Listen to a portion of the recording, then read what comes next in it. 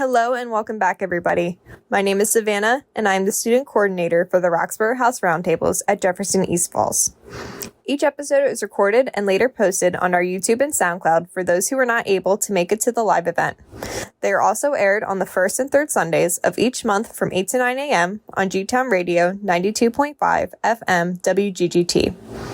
As student coordinator of TJU's Roxborough Roundtables, I have the pleasure of introducing our panel of distinguished guests to discuss our symposium topic, The Dangerous Rhetoric of Politics, the Rise of Extremist Rhetoric in American Government and Journalism. Dr. Daniel Byman is a professor in Georgetown University's School of Foreign Service, with a concurrent appointment with the Department of Government and the director of the Security Studies program. Professor Byman is also a senior fellow in the Transnational Threats program at the Center for Strategic and International Studies.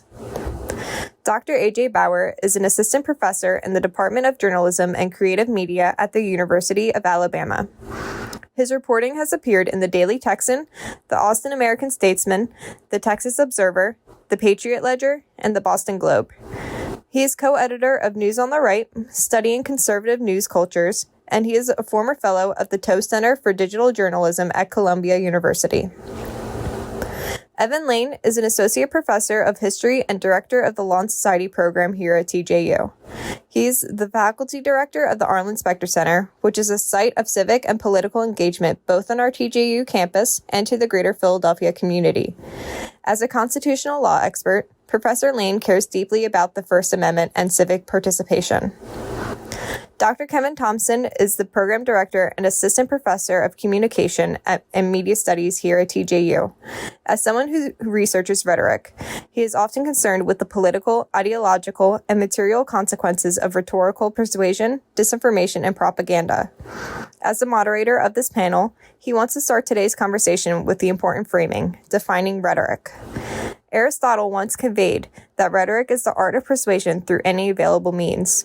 Unfortunately, any available means has been explored to its limits, where we are in an age that bans or threatens to ban social media, books, or even artistic expression through drag.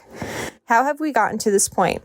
How have we gotten to the point where a significant portion of political and media discourse is more concerned with exercising power against people than even solving problems? With that, I will toss it over to Dr. Thompson. I like this conversation about social media. Not only did I see several students ask questions about social media, but I had also a question about social media, particularly the responsibilities that large social media companies have. So social media companies testified to Congress last month about issues of privacy and monitoring extremism.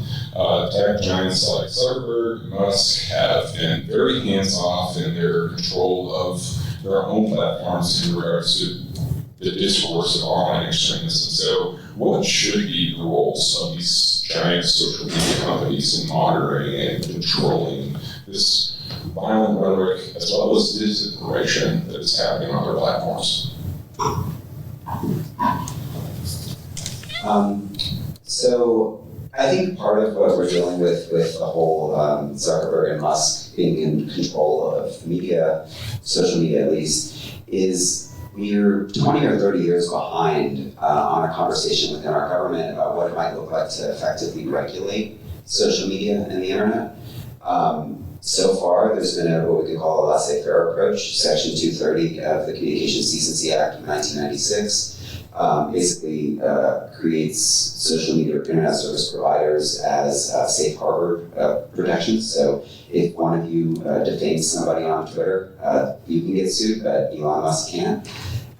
If Elon Musk defames somebody on Twitter, he can be sued, right? But I think that part of the drawback of this is we've outsourced our regulation of our political discourse to billionaires, and in particular with Elon Musk, unstable racist billionaires, which is very unsettling. And so I don't trust Elon Musk or Zuckerberg to handle the censorship of media. But I think that part of what you're seeing, and you see this on Facebook already, this cycle, I know many of you under the age of 30 are not on Facebook anymore, but those of you that still are, it used to be a space where you would see a lot of political content, news content, organizing. Facebook did a partnership with Huffington Post, I think it was, or AP, various news outlets a few years ago, to become the one-stop shop for news.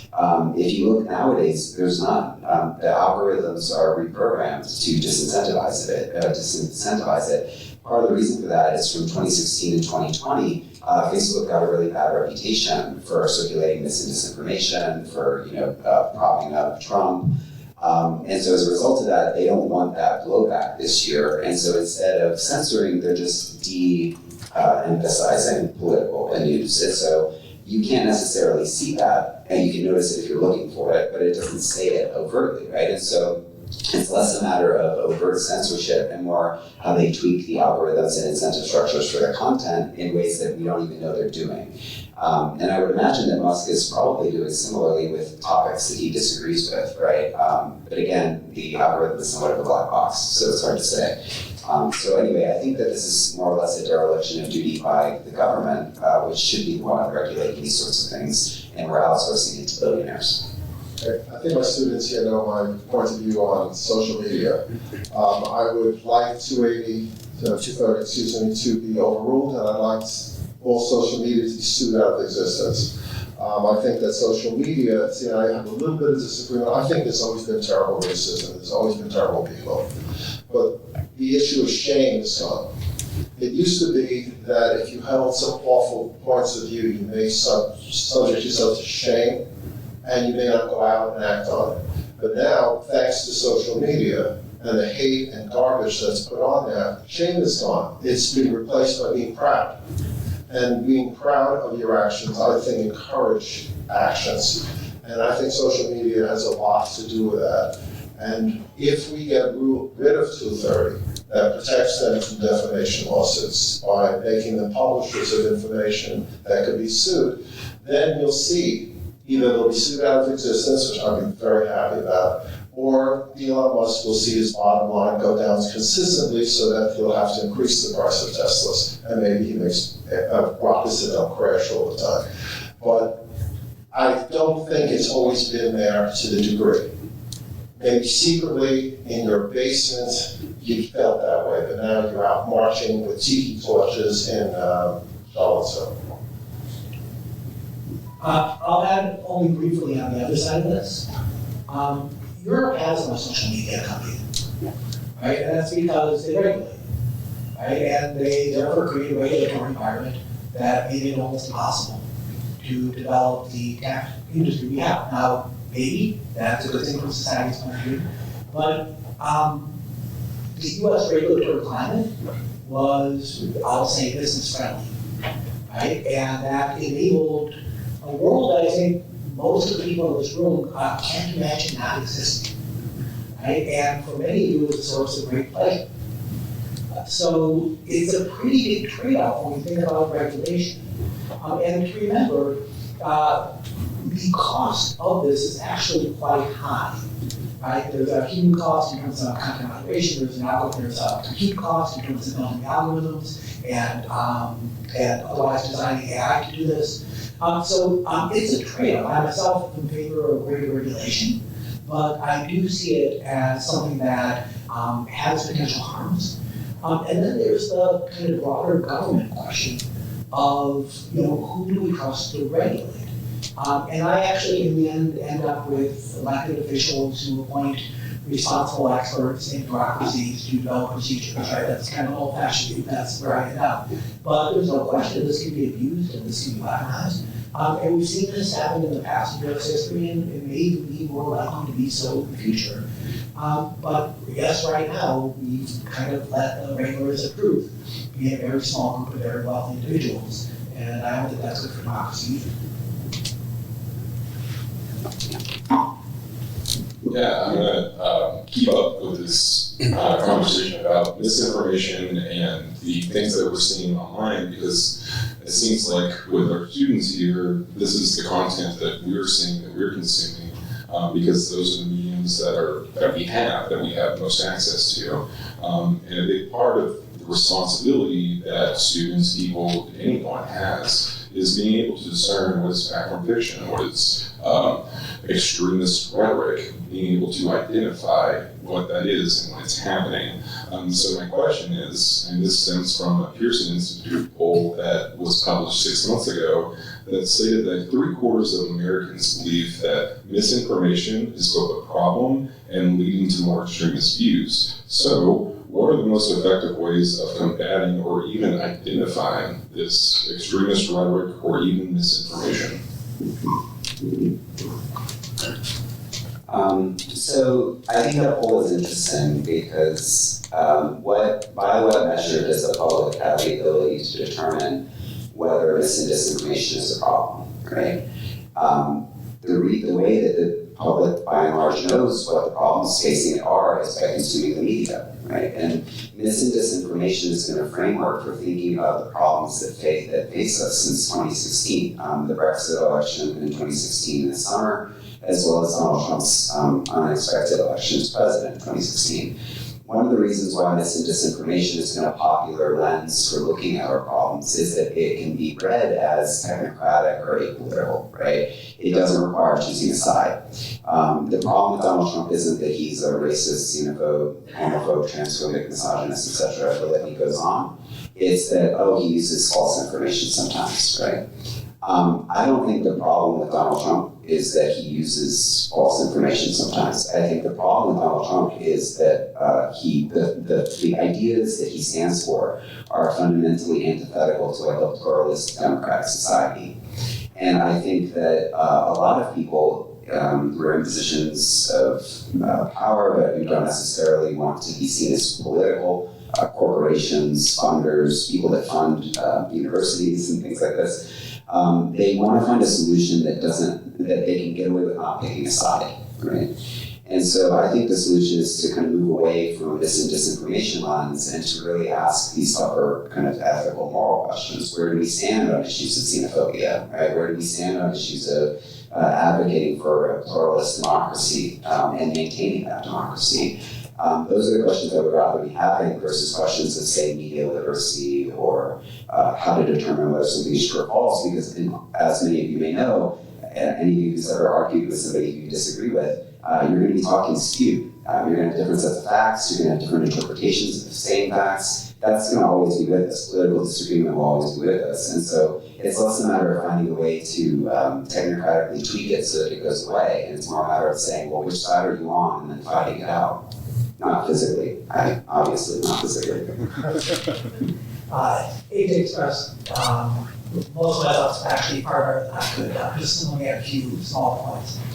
When Facebook, one of its means of dealing with mis and disinformation was to ask users to report it, right? Which seems simple enough, right? If you see something that's false, let them know. The problem was that people reported it largely based on their own preconceptions and partisan views. So a lot of the reporting was, I said Trump is great and you think he's stupid. You reported me for misinformation, or the other way around. Right? And so it overwhelmed the system because so much of it was actually not based on, I am a research scientist and I found the following facts to be false, but much more based on just identity and political views to begin with. Also, for a lot of this, there isn't really a North Star for determining truth. So this was actually fascinating during COVID, where actually, there are people who are virologists who are true experts on this. And so this was an easy case for disinformation, right? As opposed to something like, information about the health of democracy, right? Where you're almost certain of different opinions that are valid. But even, especially early in COVID, you had sources like the CDC, the World Health Organization, disagreeing with each other. Right? And so even in that very technical scientific case, it's actually very hard to find accurate information. And then there's a broader question of should some degree of bad information actually be acceptable? In the sense of, if I say, look, COVID is not a problem, right? And most scientists would disagree with what I just said, and they're experts, and I'm clear not. How much of that opinion is legitimate? And where do we want to say this is so completely unacceptable that we're throwing it out versus, no, it's actually okay for people to be actually quite dramatically wrong as part of the broader discourse. Just to add really quickly on that, I think most things, or many things, we're actually uncertain about, and that's okay. And I think we saw that with COVID, right? Is that it was a developing phenomenon. We didn't know exactly how it functioned initially. There was a lot of uncertainty, and I think that the mis and disinformation paradigm is like, well, there are truths. We find those truths, and then that's it, right? But that doesn't account for the significant number of moments in our lives and events that are uncertain, and it's going to take some time to figure out what the truth is. And I think that also speaks to that need for a little bit of flexibility there. Yeah, on that point, I really like what you said, AJ, that having conversations with those that disagree with you, it's going to be hard to engage them because you're already starting off from their perspective, from the student perspective. And I find that really insightful because news on the right will just call, like Newsmax and OAN will just call truthful, honest reporting misinformation if it doesn't align with their ideological perspective. So to what extent do these fringe conservative news sources with questionable journalist standards contribute to this proliferation of extremist ideologies and rhetoric? So, as you mentioned, our media environment is primarily commercial driven. So companies that are looking for ad dollars, right, or sometimes subscription rates. And so because of that, you see Fox News, which has been one of the leading cable news providers in the US for 20 years or more. And so now, because the cost of entry for cable news production are a little bit more manageable, and you got billionaires with money and wanting to influence things, you see things like OAN and Newsmax, right, which are these kind of further far-right cable news outlets. And again, this gets back to what I was saying about January 6th to some extent. Is sometimes I think that we're focused on the duck, right, and not on the movement that's going on underneath, right, what keeps it up afloat, the feet moving. So, for example, OAN and Newsmax says a lot of salacious things that are just outlandish that attract attention, right? What I'm more concerned about, though, is the way that those sorts of ideas are circulating increasingly among mainstream media outlets, so CNN, New York Times, NPR, these sorts of things. So I'll give you an example of this. Years ago, say 2016, actually every 2 years, the last, say, 8 years, how many people have heard of the migrant caravan? So yeah, these things always appear below the southern border, and they always seem to dissipate right after the election, right? They're basically these kind of scare tactics, this roving band of migrants are coming across the border and doing X, Y, Z. So historically, those migrant caravans have been covered by right-wing media, right? Your Fox Newses, your OANs, etc. Increasingly, you're seeing outlets like the New York Times, NPR, CNN talk about the border in a very militant way. They're not sending reporters to the border. A colleague of mine, Melissa Delosque, who has a great podcast called The Border Chronicle, does live on the border and does reporting down there. She told me recently she sees more right-wing media reporters down there than mainstream ones, right? And so I think part of the problem that you're seeing is there is a lot of demand for militant border coverage. That demand is being seen by outlets that are also seeking audiences like the New York Times and CNN, etc. And then they're covering right-wing claims, right, in very much the same vein that Fox News used to. And so as a result of that, it's less that the fringe outlets are getting louder or more influential. They're not. They still don't have that large an audience. But because there's a sense that there's a demand or an audience for that type of content, you're seeing mainstream, quote-unquote, liberal media sources adopting those trends as well. And I think that's actually a bigger problem than right-wing media. What I've addressed also in class is it's the fault of the consumer. They're selling a product. It's media they're selling. And they're going to sell us what we buy. And what I find amazingly distressing is Fox News has admitted to lying about the fraudulent election.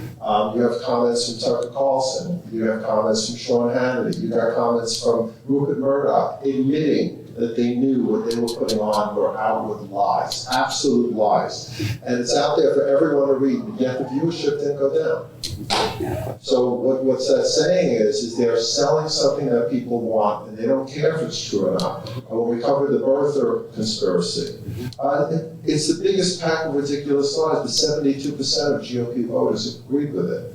So I don't even know if they care if it's true. And that's the biggest problem we have. They're just giving them a narrative that they want and will sell. And there may be an underlying sickness in America that's below. You're talking about the feet underneath the duck, and maybe that's the feet, that there's something absolutely wrong with us, that there's something wrong with our society that's led to this incredible alienation where people, instead of being alone, rather go to a QAnon rally so they could be among other people that believe the same way, even if they believe nonsense. So I'm really concerned with the feet than the duck, and if we don't solve that, if Fox News changes, there'll be another Fox News. There'll be another source of information unless we solve the underlying problem. And I'm wondering if you guys have looked into that and maybe have ideas of what is the real disease that we have. So there are big questions in this space, I think everyone here knows about what's the level of historical change.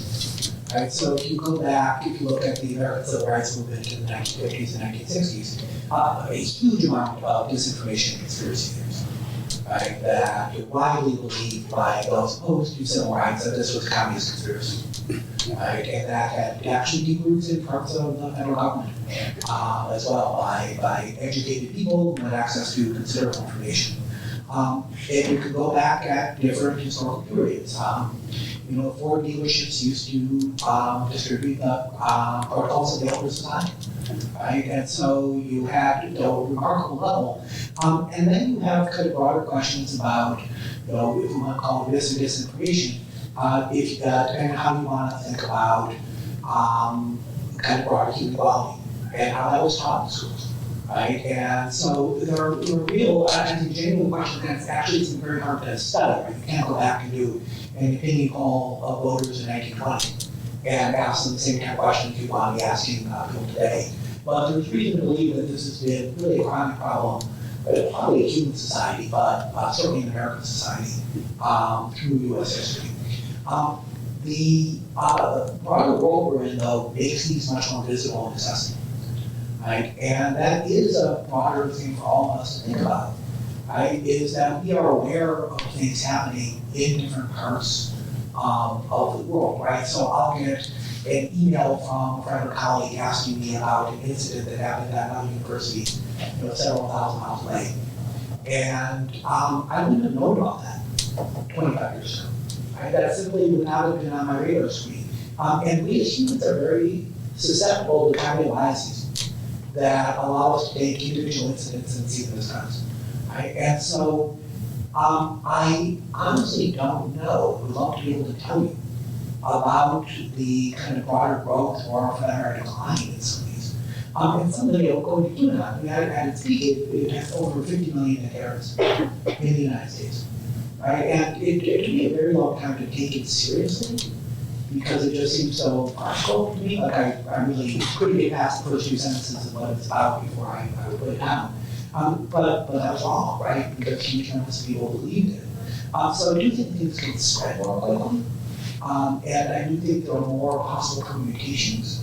But there is a still broader question to me of, how big is this problem compared with the past? I love the transition to talking about the broader world, because I know that that's a concern for many of our students, understanding what's happening in the world. I think all of us see what's happening in Gaza, for example, on our computer screens, on our phones, on TikTok. And so I feel like this is a good opportunity to turn to Gaza. Seeing all of these things on our phones, on our screens, and seeing the mass starvation, seeing the occupation, and what's materializing into a genocide has really taken up a lot of our contemporary discourse. And One of the things that's been kind of thrown out as a form of extremist rhetoric is the phrase "from the river to the sea," and that has been framed by the ADL as anti-Semitic and genocidal. And so, my question here is, who gets to define what extremism is? And we'll just start from there. So we don't have a real definition of extremism that we can operationalize, right? We can think of it statistically, which is that it's several standard deviations away from whatever normal is, right? So again, going back to when I was the age of students in this room, right? If you were someone who believed in trans rights, when I was your age, you were an extremist, right? I don't think any of us are particularly satisfied with that definition, right? But when we actually try to operationalize it in a different way, and to say, it means some people, or it means it's a precursor to violence, it actually ends up not working very well, right? And so, because you have lots of people who have lots of beliefs that are relatively, what I would consider extreme, that they seem to legitimize violence, but don't use violence, and they're mentioned Cuba, right? So, again, at its peak, over 50 million Americans, there's actually very little Cuban violence. Right? And there are individual incidents we want to. But if you think of over 50 million people as your denominator, right? And then you think of a few select incidents at the top as your numerator, that's a pretty low ratio. Given, if our government is actually secretly controlled by secret travel officers, we should all be in the streets, right? Right? Like we're in the wrong place, right? Like, so you would think that if that belief was genuine, it actually would motivate far more violence, right? And so that question of defining extremism doesn't work too well in practice, even though after reading my own writings, I've probably thrown the word around about 1,000 times, right? It's a convenient word that's a kind of, we all kind of nod our heads when we hear it, but when we try to unpack it, it's much more difficult. I would think about a lot of what we've been talking about in the context of extremism in the context of political ideology. Right, so the way I kind of think of it, and I think racism is a good idea, good way of looking at here. I think misogyny is a good way of looking at it, which is when do these views translate into political action? Right, so some of you may know the incel community, the voluntary celibate community, and there's a small segment of it that's very violent and violent against particularly young women. There's a huge amount of misogyny in this world that's not happening on this road. Right? And the question is, when does someone actually turn that into an ideology of program of action? That because I believe that women are inferior or hateful, I'm going to do the following 5 or 10 things. Whether vote a certain way or, God forbid, take a gun. Right? And that's the context I think multi-extremism should be explored in. I'm less concerned about a lot broader uses of that term, even though in general, I tend to kind of err on having Negro-Western boots, right? I want people to be kind of calm and, in their broader public utterances, but I'm less concerned.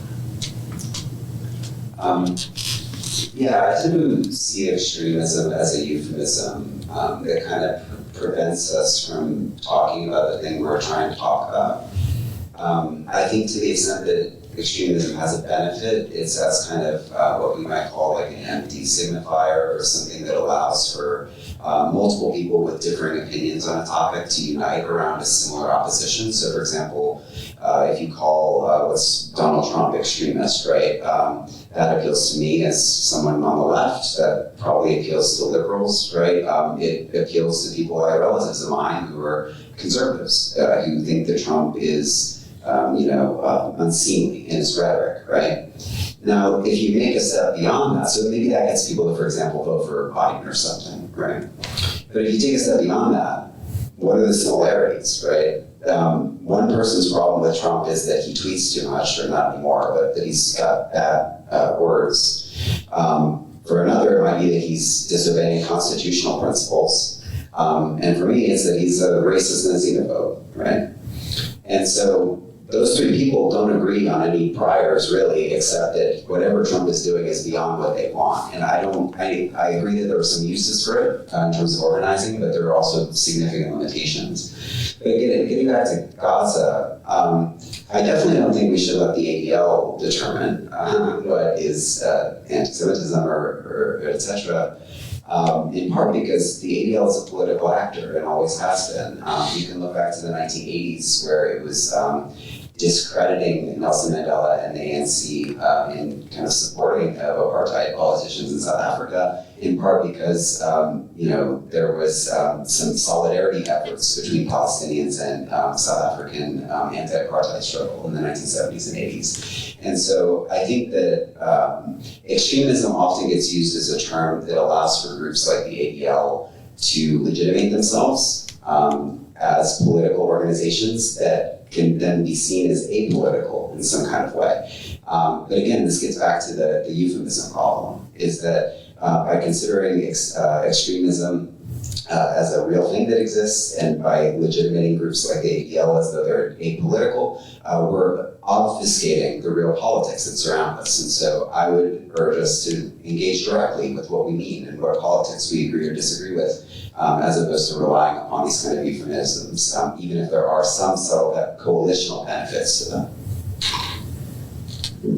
I think that's a great point, and I would follow up to that. In light of the contemporary violence that we're seeing in Gaza and Ukraine, how does extremist rhetoric in American journalism affect the potential for peaceful resolutions to these conflicts? For example, the White House had to retract and clarify a remark Biden made, which was circulated after the October 7th attacks that Hamas was beheading babies, and that headline was everywhere. And we still don't have a ceasefire, and I'm not saying that the two are related. However, I'm wondering if there is a relationship between that extremist rhetoric in American journalism and the opportunity for peace.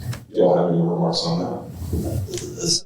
I follow both Israeli and Arab news outlets, and there are two completely different news types. Right, so if you just saw the news in one of these environments, you'd be seeing a very different world than if you follow the others. Right? And you can imagine, right, where on the Israeli side it's discussions of Palestinian atrocities, and on the Palestinian side and on the broader Arab side, it's about the brutality of the Israeli attack on Gaza. It makes it very hard to negotiate with the other side when there's been dehumanization attempts.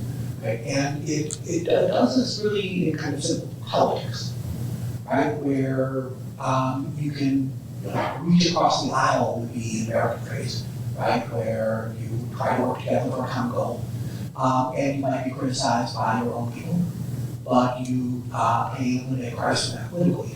As you start to go from establishment politician to less establishment politician to someone you label an extremist, then the political price of that rises dramatically. And it's harder for politicians who are in weak political positions to be able to make those concessions. So I do think it has a tremendous impact. That's not a shocking impact to me, but to me that's a considerable concern. I would say that this is often inevitable in wartime because you're going to have political leaders trying to play to their own constituencies and to build up support for their actions. So you're going to have often, it's hard to say, we're going to war with this country. They're actually pretty nice. We actually just want to, whether it is we dispute a cross border or something like that, and they're all nice people. Perhaps to your surprise, the United States actually tried to do this. Right? So if you recall in 2000, some of you may have recalled, some of you may have read recent books, in 2003, right, where the Bush administration was like, we're not at war with the Iraqi people. Right? It's not evil Iraqis against Americans. Right? This is a very bad, limited number of people who are controlling good Iraqis. Right? This is actually a favor to the people of Iraq. That's historically very unusual. And much more likely is, what is probably you say, our cause is lost in part because the other side is evil. And that is not surprising to me that people would do that. And especially when you have a lot of examples of a lot of violence, right? So Israelis would point to, very systematic Hamas plan of sexual violence against Israeli, right? Which, the UN has, recently confirmed, right? So there's a lot to say about kind of evil and response to it. But that in turn creates political dynamics that are very dangerous and make it very hard to have reconciliation and raise the cost of both sides. I think part of what we're talking about here is sort of differentiating. So on the one hand, we've got like, what are the motivations for the people who are belligerents, right? So why is Israel, killing 30,000 civilians to go after Hamas, right? That's one question. Another question is, why is the Biden administration funding that? The United States government is the kind of biggest sponsor of Israeli military in terms of funding. There's a lot of conversations about what can Biden do? Biden's the commander-in-chief, he can reallocate resources, right? And then there's a third question of what we can do about it. We as people who aren't in the military and don't have any way of we can call those shots, right? And I think part of what we're seeing with this question is regardless of how the media informs or doesn't inform us, there's a disconnect between our ability as citizens to impact what the Biden administration and the U.S. federal government are doing overseas. And this is a long-standing problem. I'm old enough, you can't tell, to get on the streets in 2003 opposing the Iraq War. There were millions of people in the U.S. and around the world opposing that war, and it didn't do anything. The war happened anyways. The Bush administration during that war, in terms of battle for freedom, against evildoers, etc., hundreds of thousands of Iraqis died as a result of that, and are continuing to die as a result of dysfunction and things in the region that was caused by U.S. involvement. There's hundreds of thousands, perhaps millions of people protesting against the war in Gaza currently. There's not been a lot of effect. I can understand, based upon the media coverage, for example, in Israel, why that isn't really impacting the Israeli government. I don't understand why that isn't impacting the Biden administration, especially in light of the fact of how many people voted undecided or whatever in Michigan in the primary. And so I think what we're seeing is a disconnect between the ability of the public to communicate public will, public desire, and the unwillingness of our leaders in the United States to listen to that will or to account for that will in the decisions that they make. And I think the more that you look, this isn't just about foreign policy. Look at the polls. How many people believe that climate change exists? What is the United States government doing about climate change? Nothing. Look at the majority of the polls. What does the public think about access to abortion rights? Right? Majority of people think that the people should be able to access, women and people of childbearing people should be able to access abortions, right?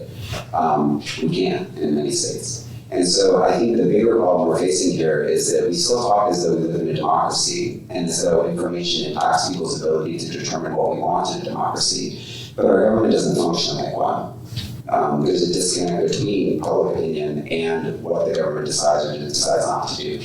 And so I would like to see more conversation around that, as opposed to around, how the media is raised and informing the citizenry, because what does it mean for the media to inform the citizenry if the government isn't going to listen to the citizenry anyway?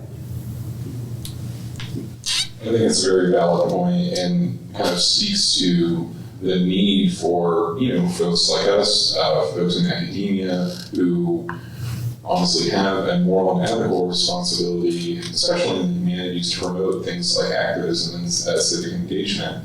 And so this is actually a question that comes from the WPHU folks that have collected questions from our students on campus. Sophia and Corin do a great job running our radio station. And one of the questions that they got from students is about civic engagement, which is, how do you convey to your students the value of civic engagement and or activism? I think one of the biggest problems is empathy. A lot of the students that I've taught through high school have learned a lot of propaganda, and when they get a rude awakening as to what's actually going on and some things that maybe the United States didn't always wear the white hat, maybe Columbus didn't discover America, maybe Ford didn't invent the automobile and happened to be an unbelievably anti-Semite. When they learn these things, I think the biggest problem I've seen is it's all crap, and I don't want to be part of it. I can't, it's uncontrollable. AJ, what you're saying actually feeds that, because it's saying no matter what you do, it doesn't matter. And sometimes it matters and sometimes it doesn't. It didn't matter in the Vietnam War. It didn't matter for African American rights. It didn't matter for gay rights. It didn't matter for women's rights. So yeah, you win and you lose. But the problem is that if you take the attitude, which I see unfortunately with a lot of young people, is that it's all just no good, and the system's against us, and I'm just going to back out. What you've done is you've rolled over, and you've given up your power. So yes, we're going to lose sometimes, but sometimes we're going to win. But if you don't play, you never win. So I just want to address that. I think it's a very important issue. And just something, I just want to make another point on what we've been talking about, which I find curious. We have two terrible situations going on in the world right now, Gaza and Ukraine. But for whatever reason, the students are not interested in Ukraine. Tens of thousands of Ukrainian people are being killed, women are being raped, Putin is an animal. You know, we have all that. But yet it doesn't seem to engage anybody. And I'm just curious about that as well. We see lots of protests on campus about Gaza, and I understand why. But why isn't there a similar reaction on Ukraine? So just those two issues I threw at you. But just addressing that, I just wish that people would be involved, because if you're not, you lose automatically.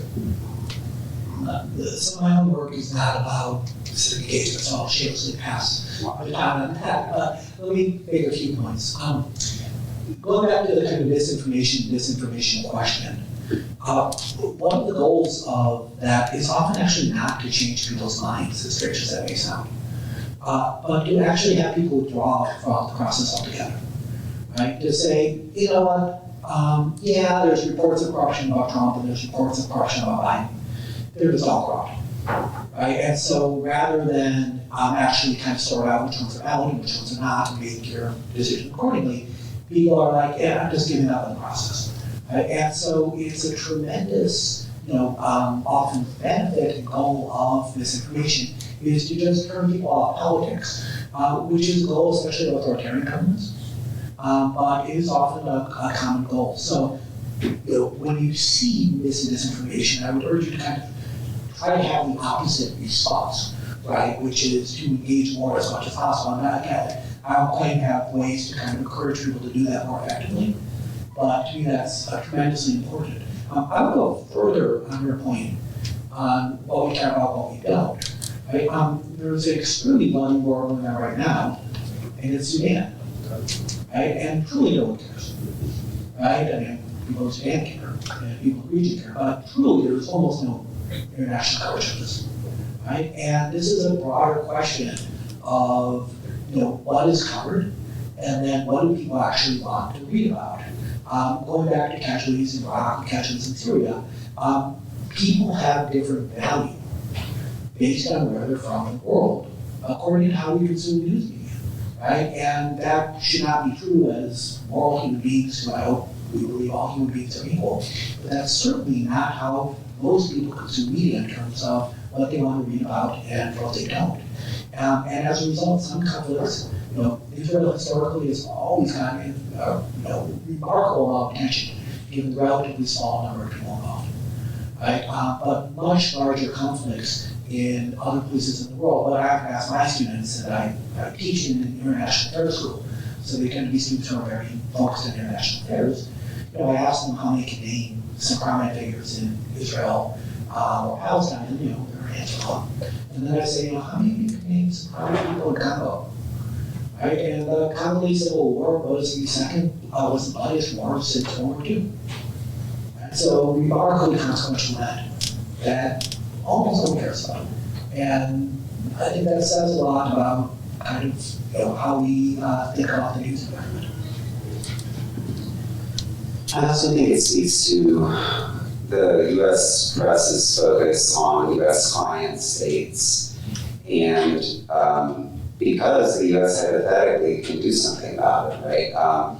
There are many countries in the world that the U.S. is not deeply to the tune of billions of dollars investing lots of money in for decades and decades and decades. I think one of the reasons that we're focused on what's going on in Palestine and Israel is because of the unique historical relationship between the United States and Israel.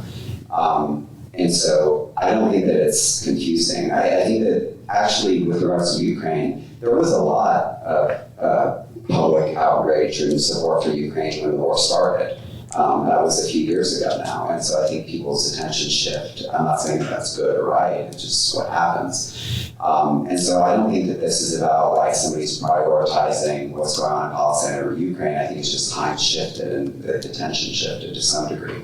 But I also wanted to kind of reiterate, I wasn't, when I was making my point earlier about the dysfunction of our democracy and our inability to convince our leaders to do the right thing. I wasn't saying we should stop trying. But what I was pointing to is that often when we're trying to figure out a solution, the solution is often we need to inform the people, right? That we need to get the media to frame the news in slightly better ways or something to convince the people to do the right thing. And part of what I'm getting at is that people already know the right thing on many of these issues. They already have made up their minds on these issues. And so what I'm calling for is more pressure, actually, from the people who do have pretty clear visions of what they want on the government, an unwillingness to kind of go along and get along. I think the current kind of movement to have votes against Joe Biden in various states to try to pressure him to act differently is good. I think another similar thing that you had down in my home state of Alabama recently is you had this decision about IVF, babies, embryos eating babies or whatever it was. And you saw considerable national pressure that forced the state to actually pass a law allowing for people to go through with IVF, which they would otherwise not have been willing to do, right? So that speaks to the power of the media and other public mobilizations, right, to try to have things change. And so I think we need more of that, actually, especially in light of this disconnect between public opinion and what actually happens in government often. Yeah, and I think that is closing up our time here. Do we have time for one more question, or is 2 minutes? Okay. Keep it short. We'll keep it short. Then I'll ask a very brief question. This is actually a question from Faith Eckerly here in the office, here in the class. Why are people, or how are people so vulnerable and impressionable to these kinds of messages? What kind of message? Messages of extremism. Briefly, we as humans have a whole host of cognitive biases that actually usually have good reasons, right? They kind of are evolutionary. When there's something running at us, in the savannah, we don't stop and say, let me ponder that carefully. Is that, something that I should run away from now? We make very rapid judgments. And these various biases have a lot of purpose and serve us very well in many cases, but sometimes they don't, right? And they can mislead us in different ways, and then they can be played upon by others, right? And so what I think we're seeing a kind of more intelligent awareness of human frailty and weaponization of that. But a lot of these are just simply, what's hardwired into us, and often very hard to change, even for people who know they have them. Right, and that's to be quite troubling because it means someone who studies bias still is tremendously susceptible to making a bunch of really stupid decisions based on biases that are actually studied. So yeah, I do think that there's some psychological components. I also want to point to the kind of social and cultural elements of it, which is how many people have been told before, like, you can't talk about religion or politics at the dinner table. That's a common saying, right? We're socialized in our country to not talk about politics and to shy away from conflict. And I think that's detrimental. I think it's isolating, and I think that right now we're dealing, especially with social media, with suburbanization, just the ways that we live in the world outside of major cities. It's a pretty isolating experience. It's not surprising to me that however many millions of people were in favor of QAnon, right? They were looking for a sense of belonging, right? A shared sense of meaning with people. I think more people, I think that's another psychological thing that we all share, is we want to be a part of community, and it's harder and harder to do that. And so part of what I always tell my students is you should know the political positions and politics of every single person in your life. Talk to your neighbors about politics, talk to your coworkers, talk to your friends and family. That doesn't mean that you need to agree with everybody. I disagree with most of my family. So hang out with them, so my family, right? But it's not knowing, right? And part of the benefit of knowing is if you know who's on your side, who you agree with, then you know who you can organize and find community with, right? And build from there.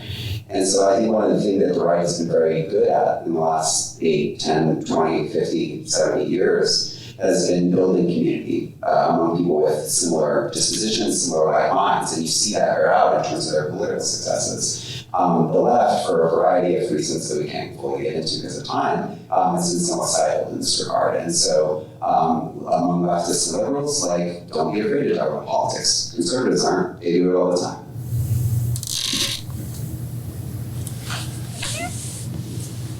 And with that, I believe we're done with our panel. I'll pass it back over to Savannah. Okay.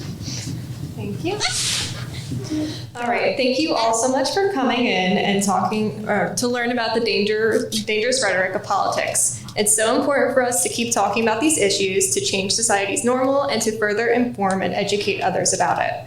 Thank you to Dr. Kevin Thompson, Dr. AJ Bauer, Dr. Daniel Byman, and Professor Evan Lane for hosting this event. And again, we post our roundtable on our YouTube and SoundCloud, and we are broadcasted on the first and third Sundays of each month from 8 to 9 a.m. on G-Town Radio 92.5 FM WGGT. Also, please join us for our next roundtable on Thursday, April 4th, where our host, Sophia Corcoran, will be discussing QAnon at the Arlen Specter Center. Thank you so much for listening, and have a great day.